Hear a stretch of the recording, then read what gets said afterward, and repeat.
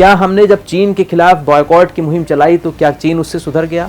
क्या मालदीव बैकफुट पर आ गया? क्या टर्की और अजरबैजान बर्बाद हो जाएंगे? आप खुद सोचिए कि कोई देश हमारे दुश्मन देश में मिसाइल्स भेज रहा है, ड्रोन्स भेज रहा है, आर्म्स अम्यूनिशन भेज रहा है, एक्सप्लोजिव्स भेज रहा है, और हम उससे कहें कि हम तुमसे नाराज हैं इसलिए हम तुमसे तुम्हारा आलू नहीं खरीदेंगे, तुम्हारा सेब नहीं खरीदेंगे, तुम्हारे यहाँ घूमने नहीं जाएंगे।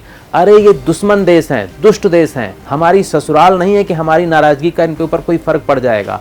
अंतर्राष्ट्रीय बाजार में सभी देश एक दूसरे पर निर्भर हैं, इसलिए बॉयकॉट भी एक लिमिट तक ही चल सकता है, ज्यादा फर्क बॉयकॉट का पड़ना ही नहीं है। तो ऐसे में जो देश शत्रुता का भाव रखते हैं उनको उसी भाषा में समझाने की जरूरत पड़ जाती है। चीन को हमें बताना होगा कि अगर आप पाकिस्तान में ज्यादा इंटरेस्ट लेंगे तो हमें भी ताइवान में इंटरेस्ट लेना पड़ेगा।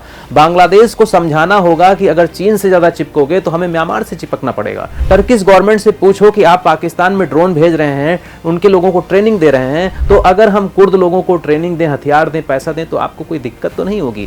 अरब देशों को समझाना होगा कि अगर आप ज्यादा पाकिस्तान का पक्ष लेंगे तो हमें भी इजराइल का पक्ष लेना पड़ेगा। अभी हम इजराइल को तो सिर्फ प्लम्बर और माली भेज रहे हैं, आप ज्यादा खुराफात करेंगे तो हम कमांडोज भी भेज सकते हैं। और याद रखिए कि हमने ही हाइफा पोर्ट जीत कर दिया था, हमारे यहाँ की जोधपुर रियासत ने सेकेंड वर्ल्ड वार में हाइफा पोर्ट जीतकर अंग्रेजों को दिया, जिसके बाद इजराइल बना। और इजराइल में आज भी हाइफा दिवस इसीलिए मनाया जाता है, उन भारतीय शहीदों के सम्मान में हाइफा दिवस मनाया जाता है जिन्होंने हाइफा पोर्ट जीतकर अंग्रेजों को दिया, जिसकी वजह से तुर्की हारा और इजराइल बना। पाकिस्तान को समझाना होगा कि ज्यादा उड़ोगे तो बलूचिस्तान से जब हम चाह जाएंगे तब तुम हाथ धो बैठोगे। कहने का मतलब है कैंडल मार्च, बॉयकॉट और ये धरना प्रदर्शन, विरोध जैसी चीजों की बजाय हमें चीन की तर्ज पर ही चीन को जवाब देना चाहिए, अपने विरोधियों की भाषा में ही उनको समझाना चाहिए।